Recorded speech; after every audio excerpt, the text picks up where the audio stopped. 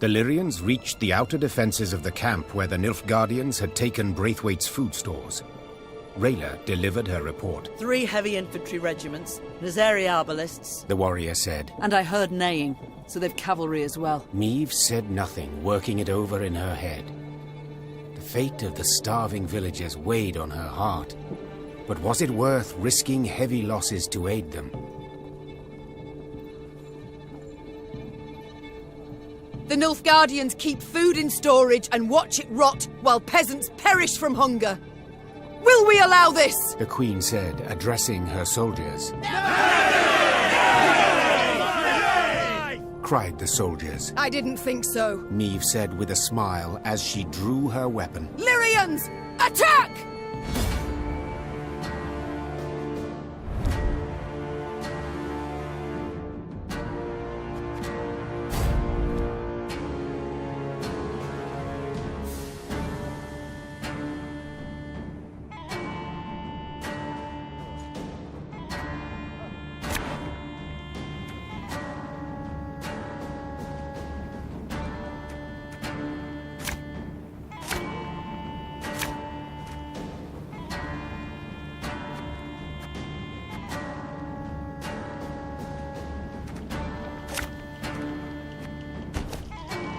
Today our swords shall taste imperial blood.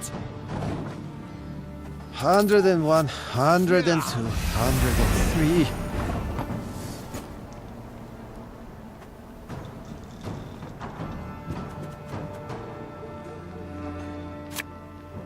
This could hurt.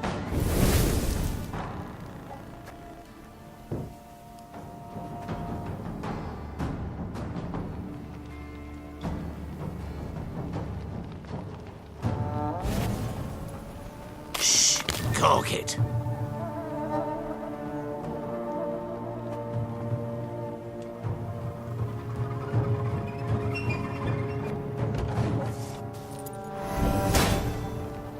$152, $154.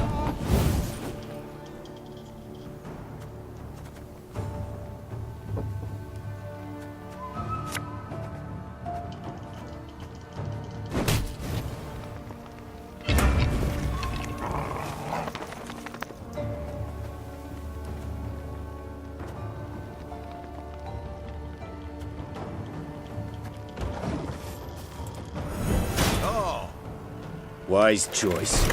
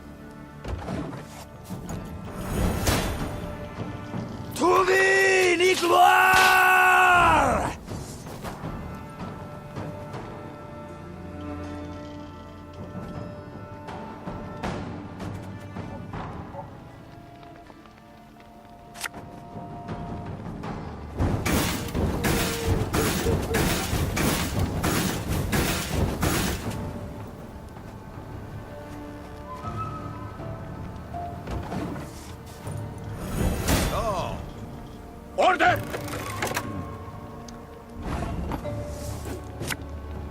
Bigger they are, easier they are to target.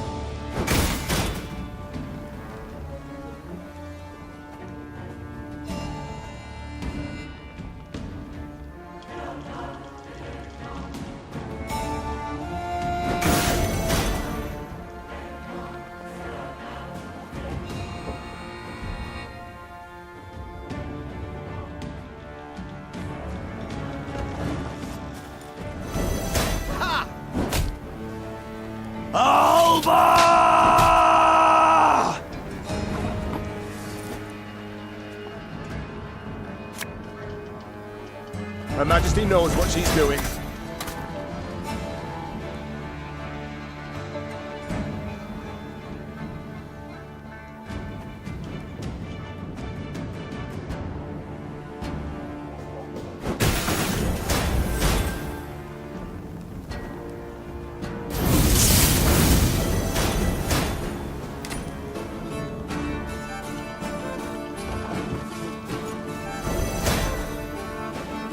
will triumph! It must triumph!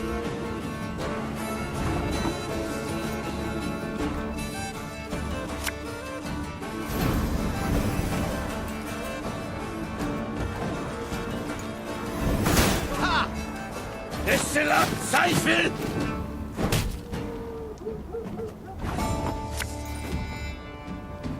Nothing personal, I assure you.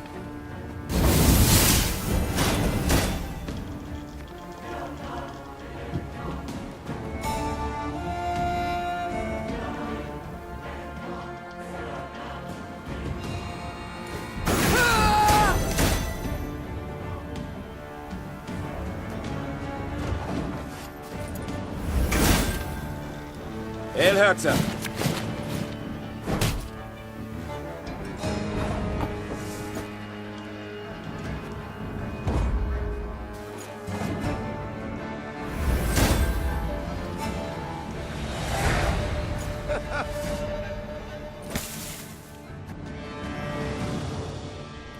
Niamh managed to rout the Nilfgaardian troops and regain the stolen supplies. However, the Queen's good humor faded soon after the battle. Her soldiers began loudly demanding she not return to the village, but keep the food for her troops. We've nigh empty bellies too, my lady. And whatever we give them, the black-clad bastards will just steal right back. Better to strengthen our own army than the enemy's.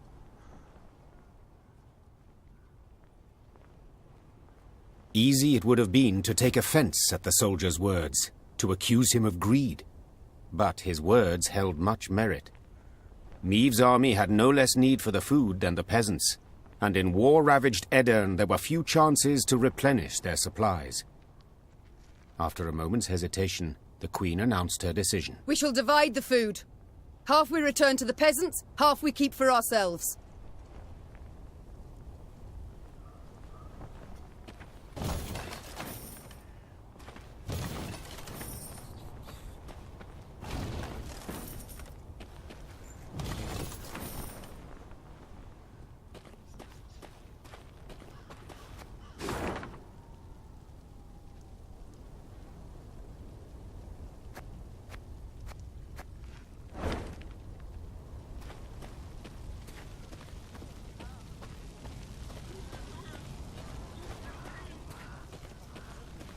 At first, the peasants were glad to see the soldiers.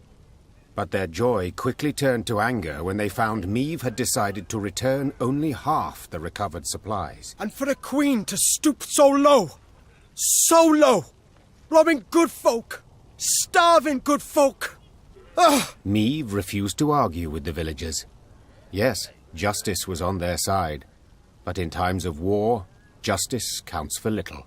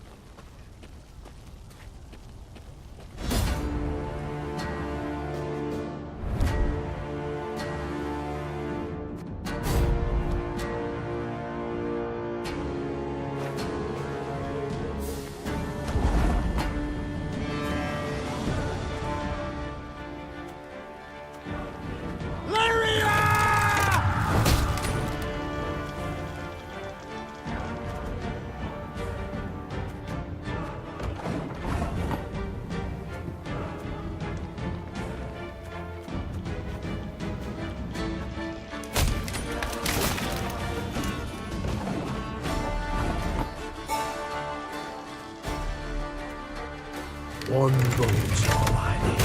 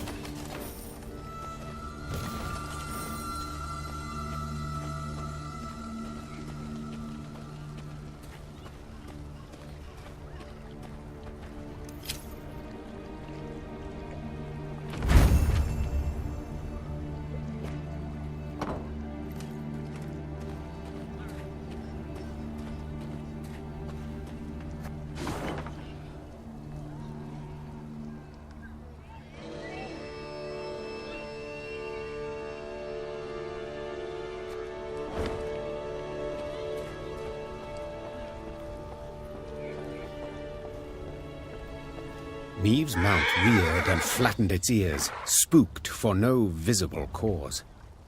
Trusting in animal instinct, Meave jumped to the ground and felt tremors under her boots. At first, they were faint, barely palpable, then grew stronger and stronger. What's going on? Meave cried. Why does the earth tremble? Before anyone could respond, a scout from the forward guard let out a terrified cry. A moment later, snap trees crashed down around them, and out of the woods came a 30-foot-tall stone giant. Gods, Whispered the queen. what is that? A golem, Isabel whispered back. favorite servant of Nilfgaardian mages. As if to confirm his words, soldiers marched out from behind the giant, clad in heavy black plate. Their leader, however, wore but a light tunic, and his hands glowed with a strange blue light. Dithen Quan Illyrian! He shouted, giving the order to attack. Gloire en Ard Feyin!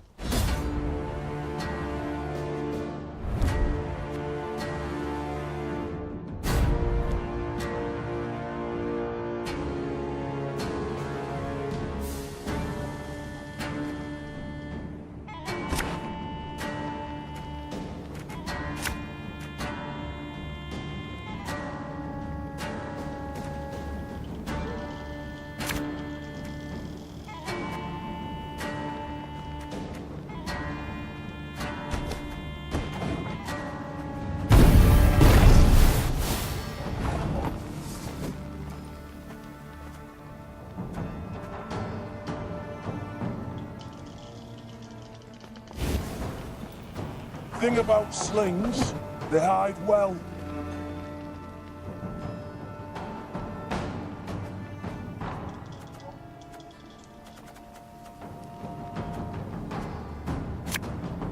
Hey?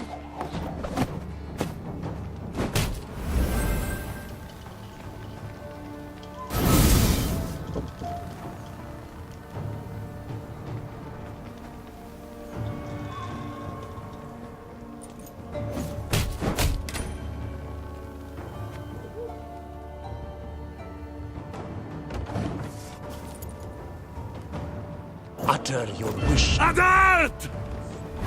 Marm, break the mage's spell, and the golem's power will wane to naught.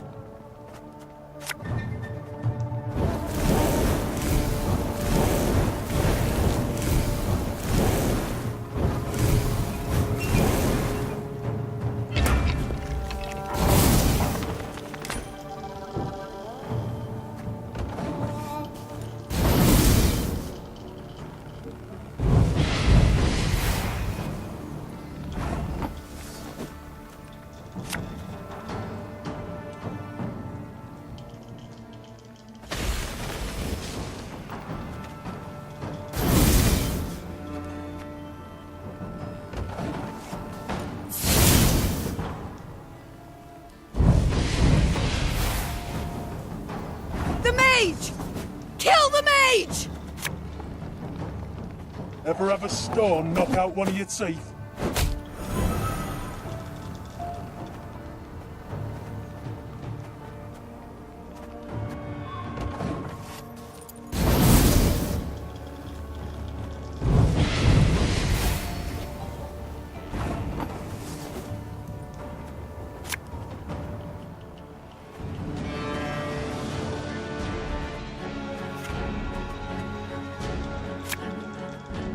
You mad? Don't shake that!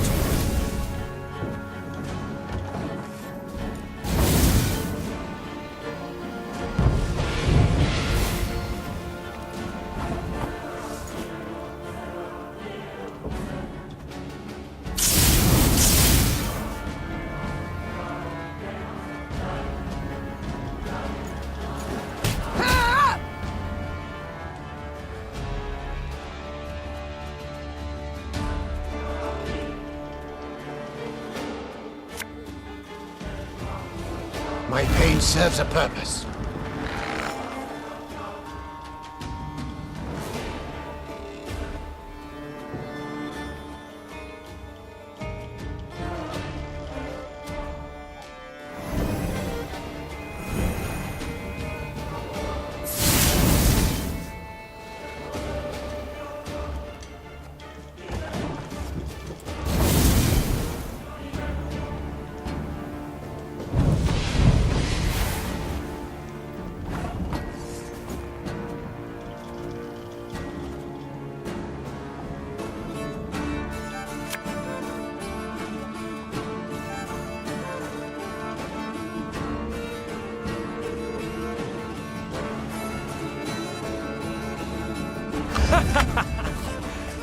Wait, you're serious?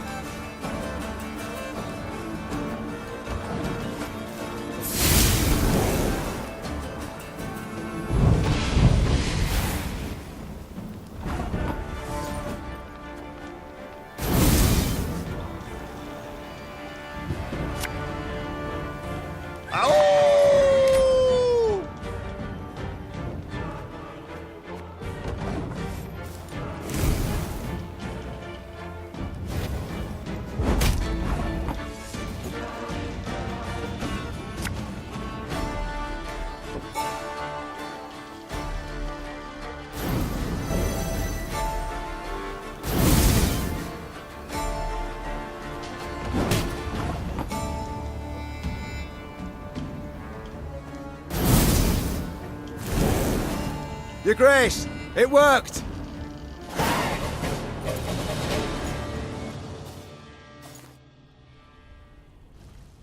Raising her shield against the whistling rain of arrows, Meve fought her way towards the Nilfgaardian mage leading the attack. At close quarters, magic arcana would stand no chance against a well-swung blade. Meve roared, delivering a powerful blow. Her blade severed the mage's aorta, and drowning in his own blood, he fell to the ground. He choked out by way of last words.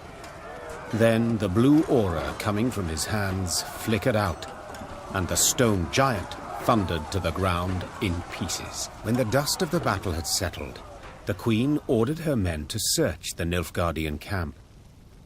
In the mage's tent, they found a rare instrument used to communicate at a distance, a megascope. The crystals encrusted in its brass frame were still warm, meaning it had recently been used to conduct a conversation. The burning question was, with whom? Isbel! Yelled the Queen. The mage dutifully came closer. This device. Could you activate it? Yes, Your Grace. But are you sure? I am. Get to work. Isbel nodded, then began calibrating the magic device. Finally, something clicked. A light flickered on, and before Meve's eyes appeared the outline of a Nilfgaardian general.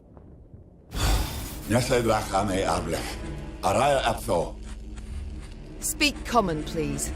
I know not your tongue. Oh, forgive me. I thought I spoke to someone else. Good to see you in good health, Queen. Or ex-Queen, I suppose, would be the more apt title. Instead of fretting so much over my title, give yours. Of course. Where are my manners? Duke Adel Ebdahi, Grand Chancellor, Commander of Army Group East. I believe you've heard of me. Of course I have. You are the coward who, instead of facing me himself, employed traitors to do his bidding. What you call cowardice, I call diplomacy. And you must admit this diplomacy has proven quite successful. First Lyria, then Rosberg, and southern Edirne, all taken without any real losses. Enjoy it while you can. Easy victories are short-lived. Is that what you think? I'm afraid you're in for an unpleasant surprise. Is that a threat? No. A simple prediction. Enough of this. Why use this megascope? What is it you want?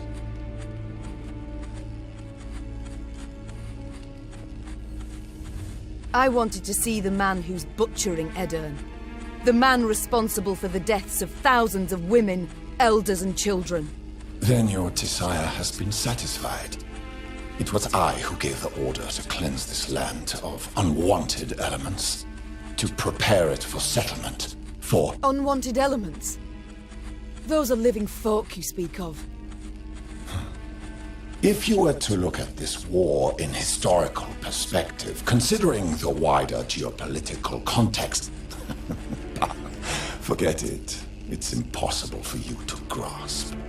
Farewell, Your Majesty. Or rather, till next time. For there will be a next time, I assure you. A quiet fell over the tent. The Queen stepped outside, squinted her eyes against the glare of the burning fields, and swore to herself that when she did see Grand Chancellor Ardal Ep13 again, he would be a whole head shorter.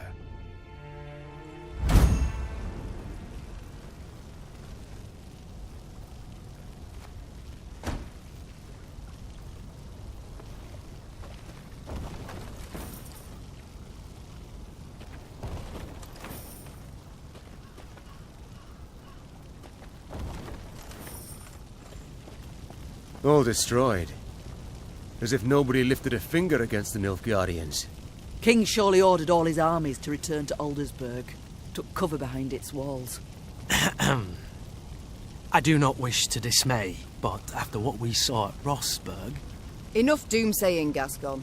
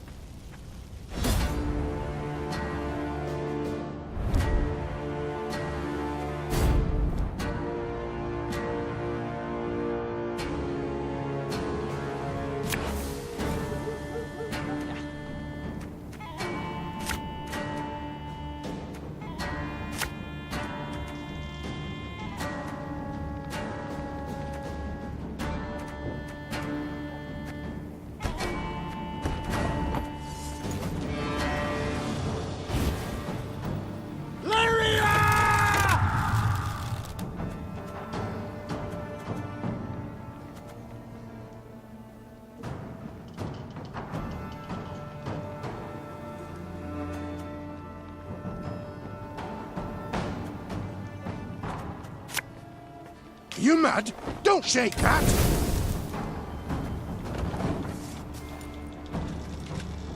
New orders? No?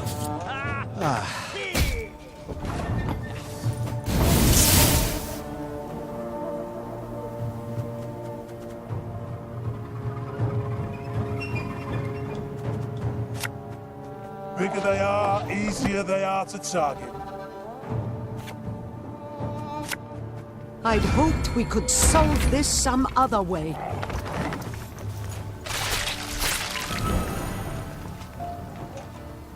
Must be an important lesson in this.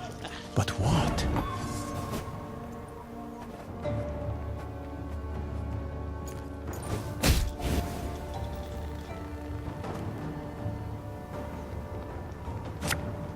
We'll catch 'em all!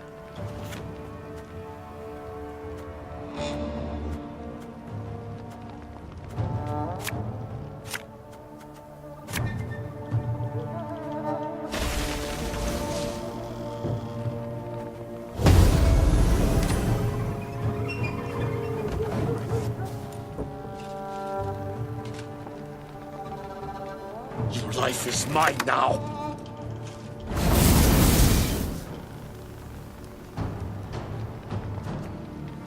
The chase is on!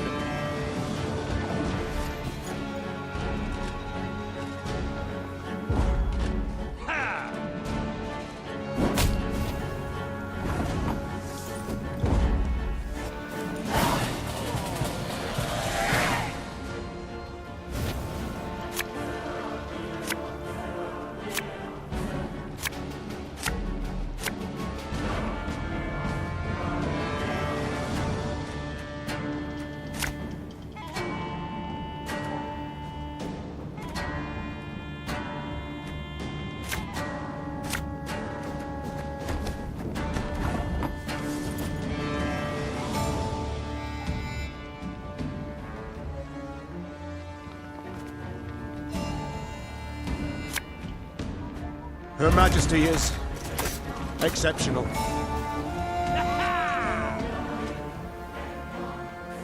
Excellent, Seifel!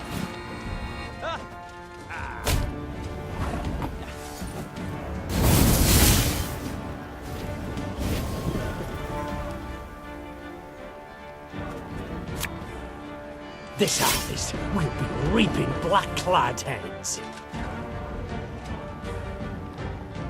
Wise choice.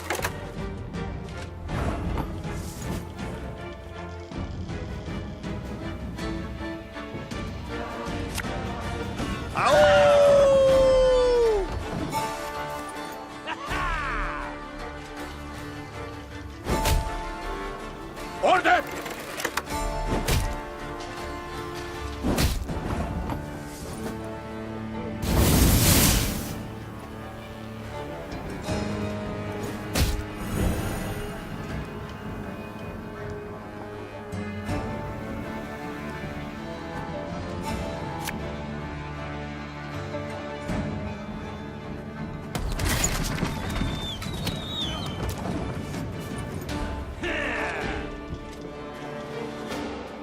Hellkatzer!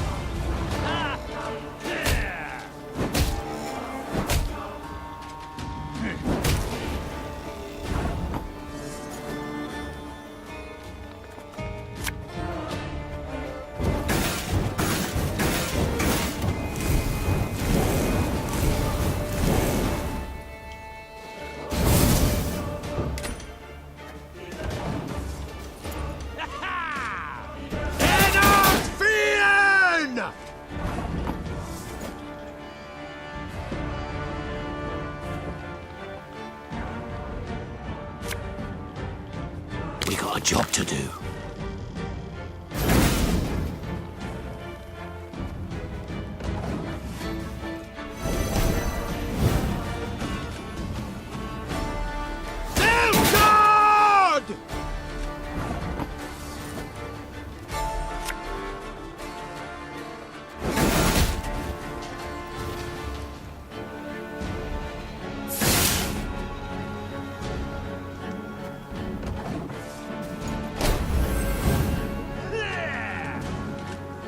Ep13!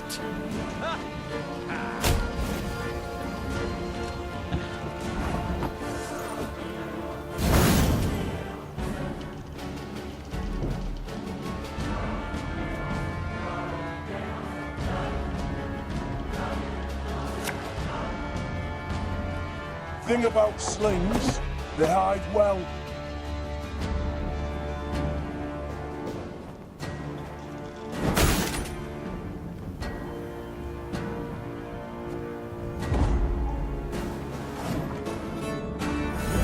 A highly curious case. Egreto dum anima est, spes est. My prescription, a bit of bloodletting.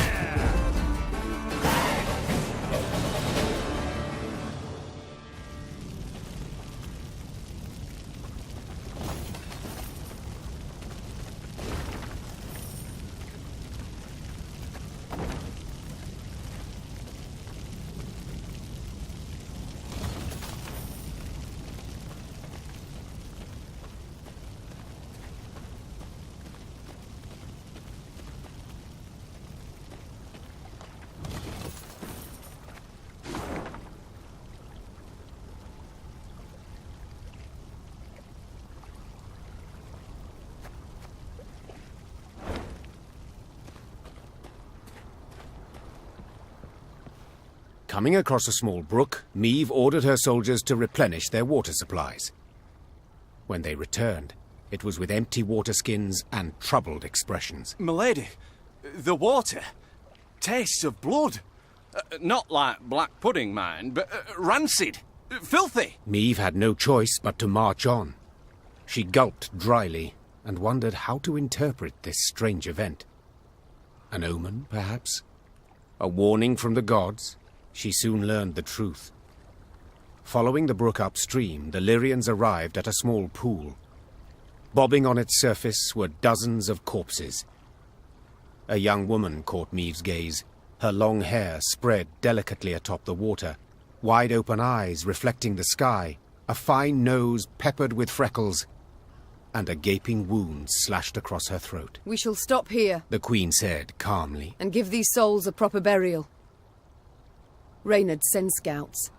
Tell them they are not to return until they ascertain what has happened here. When the scouts returned a while later, they brought with them a barefooted peasant they'd found hiding in the woods. They claimed he hailed from Horton, a nearby village, the village whose inhabitants had been murdered. Them black-clad wretches stormed the village, milady. The devil free gave at the fore. Rounded us right up, took us down to the lake. Whole village, mind. They'd chop, chop, and splosh, splosh. 'Twas I alone gave him the slip. Meve listened to the man's tale, then placed him in the care of her medics and ordered the Lyrians to break camp. She rode at the head of their column, Reynard at her side, her knuckles gripped white on the reins. Do we know where this Frigef is stationed? Our riders report he's pitched camp to the east. Then let's pay him a call. They killed all, like Rosberg. My lady, please, make them pay.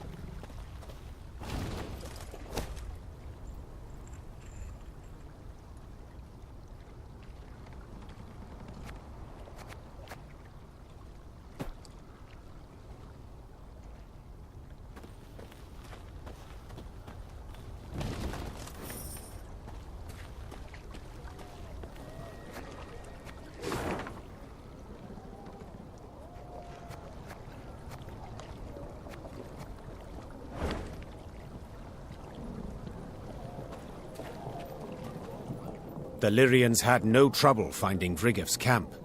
It was the size of a sprawling town. Meve stopped her caravan and called for a council. The first to speak was Reynard. Seems our scouts were both right and wrong, Your Grace. They did pinpoint General Frigef, the Butcher of Horton. Unfortunately, they underestimated his detachment. It is much larger and better armed than our own. Meve hesitated long.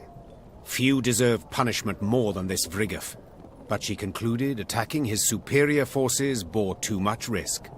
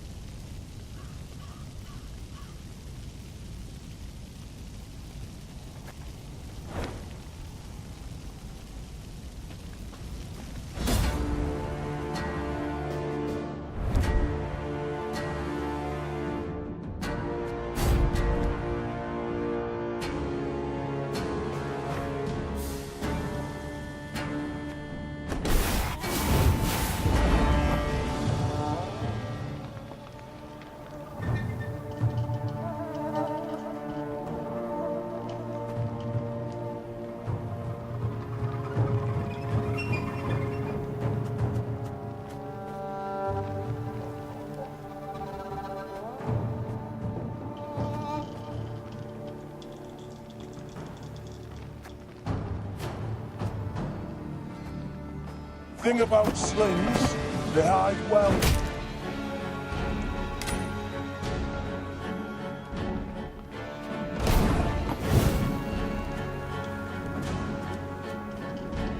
Eh?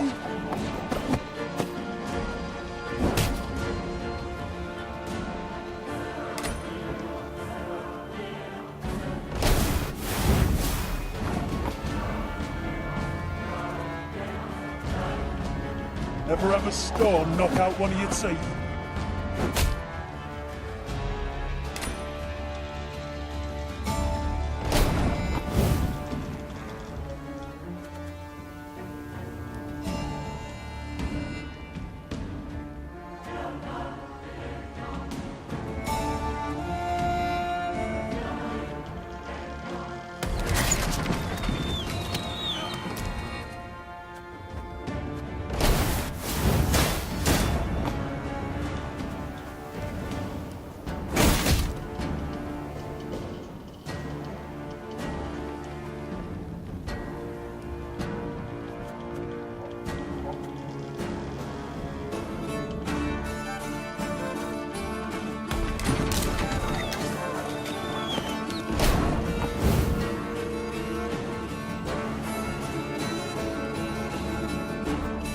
Stop your yapping and start digging.